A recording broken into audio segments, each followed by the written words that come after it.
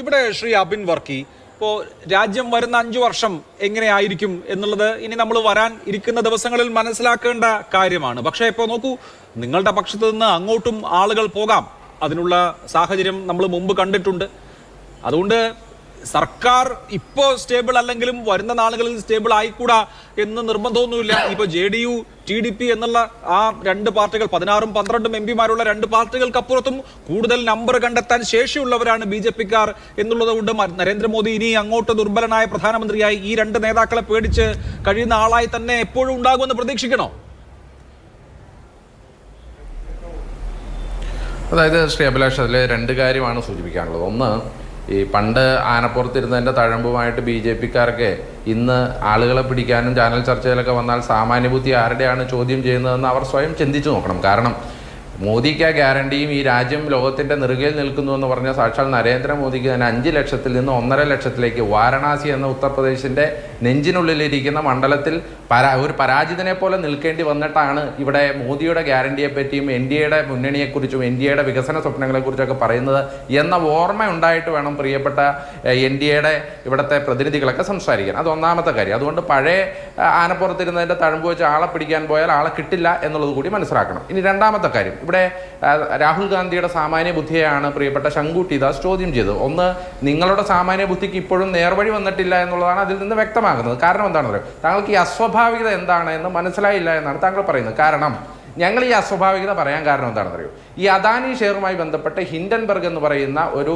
ഏജൻസിയുടെ ഒരു റിപ്പോർട്ട് വന്നിരുന്നു. അതായത് ഈ രാജ്യത്തെ സ്റ്റോക്ക് മാർക്കറ്റുകളെ സാധാരണക്കാരെ വിലക്കെടുത്തുകൊണ്ട് അല്ലെങ്കിൽ അവരെ പറ്റിച്ചുകൊണ്ട് കോടാനുകോടി രൂപയുടെ വിദേശ നിക്ഷേപം ഡ്യൂബിയസ് ആയി ഇവിടെ ഇൻവെസ്റ്റ് ചെയ്തുകൊണ്ട് ഫേക്കായിട്ട് ഇവിടെ സ്റ്റോക്ക് മാർക്കറ്റിൽ കയറ്റിറക്കങ്ങൾ ഉണ്ടാക്കി കോടിക്കണക്കിന് രൂപയുടെ ലാഭം കൊയ്തതാണ് അദാനി എന്ന് പറയുന്ന ഒരു റിപ്പോർട്ട്, ഹിൻഡൻബർഗിന്റെ റിപ്പോർട്ടുണ്ടായി. ഈ റിപ്പോർട്ട് സുപ്രീം കോടതിയിൽ വന്നപ്പോൾ എക്സ്പേർട്ട് കമ്മിറ്റി പറഞ്ഞത് 6 കമ്പനികൾ ഡ്യൂബിയസ് ആയിട്ട് ഇൻവെസ്റ്റ് ചെയ്തിട്ടുണ്ട്, അതുകൊണ്ട് അവരിൽ അന്വേഷണം വേണമെന്നാണ് പറഞ്ഞിരിക്കുന്നത്. ഈ അന്വേഷണം നടത്താൻ സെബി എന്ന് പറയുന്ന നമ്മുടെ പ്രിയപ്പെട്ട ഏജൻസിയെ നിയോഗിക്കുകയും ചെയ്തു. എന്തായി സാർ അന്വേഷണം? ആ അന്വേഷണം ഇതേവരെയെങ്കിലും എത്തിയിട്ടില്ല എന്ന് മാത്രമല്ല, ദിനം പ്രതി അദാനിയും മോദിയും അമിത്ഷായുമായിട്ടുള്ള ബന്ധം ഈ രാജ്യത്ത് വെളിവായി വരുമ്പോൾ അത് അസ്വാഭാവികമാണ് സാർ.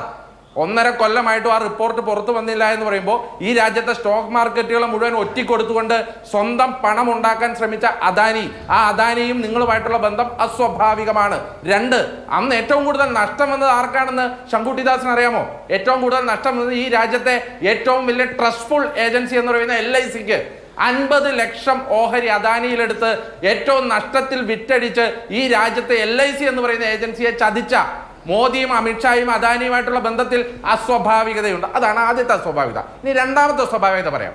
ഈ രാജ്യത്തിന്റെ ചരിത്രത്തിൽ ഏതെങ്കിലും ഒരു പ്രധാനമന്ത്രി തെരഞ്ഞെടുപ്പിന് മുമ്പ് സ്റ്റോക്ക് മാർക്കറ്റുകൾ ഇതാ ബൂം ചെയ്യാൻ പോകുന്നു, 4-ാം തീയതിക്ക് മുമ്പ് സ്റ്റോക്ക് മേടിക്കണമെന്ന് പറഞ്ഞ ഒരു പ്രധാനമന്ത്രിയുടെ പേര് പറഞ്ഞ അഭിലാഷേ, അത് രണ്ടാമത്തെ അസ്വാഭാവികത. ഇനി 3, ഞാൻ ആദ്യം പറഞ്ഞ അസ്വാഭാവികതയുടെ കമ്പനിയായ അദാനിയുടെ ചാനലായ NDTVയിൽ പോയിരുന്നാണ് ഈ 2 നേതാക്കന്മാരും, നരേന്ദ്രമോദിയും അമിത്ഷായും പേഴ്സണൽ കപ്പാസിറ്റിയിൽ പോയി പറയുമ്പോൾ നമുക്കാർക്കും കുഴപ്പമില്ല. പക്ഷേ നരേന്ദ്രമോദിയും അമിത്ഷായും ഈ രാജ്യത്തെ പ്രധാനമന്ത്രിയും കേന്ദ്ര ആഭ്യന്തരമന്ത്രിയുമായി ഞാൻ ആദ്യം പറഞ്ഞ അസ്വാഭാവികമായ അദാനിയുടെ ചാനലിൽ പോയി നിങ്ങൾ സ്റ്റോക്ക് മേടിക്കണമെന്ന് പറയുമ്പോൾ അത് 3ാമത്തെ അസ്വാഭാവികതയാണ് സാർ.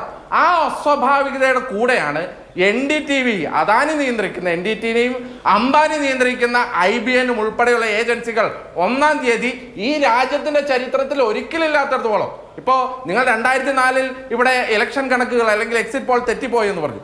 എക്സിറ്റ് പോളുകൾ തെറ്റിയെങ്കിലും അവരുടെ കറക്ഷൻ കുറവായിരുന്നു എന്നുള്ളതാണ് നിങ്ങൾ മനസ്സിലാക്കാൻ. ഇത് ഈ രാജ്യത്തിന്റെ ചരിത്രത്തിൽ 400 സീറ്റിലേക്ക് കിടക്കാൻ പോകുന്നു എന്ന് പറഞ്ഞിട്ട് 100 സീറ്റിന്റെ പുറകിൽ 294-ൽ അവസാനിക്കുന്നുണ്ട് എന്നുണ്ടെങ്കിൽ ഈ രാജ്യത്ത് നിങ്ങൾ എല്ലാവരും ചേർന്ന് നടത്തിയ വലിയ കുംഭകോണമാണ് ഇതെന്നുള്ളതിൽ അസ്വാഭാവികതയുണ്ട്.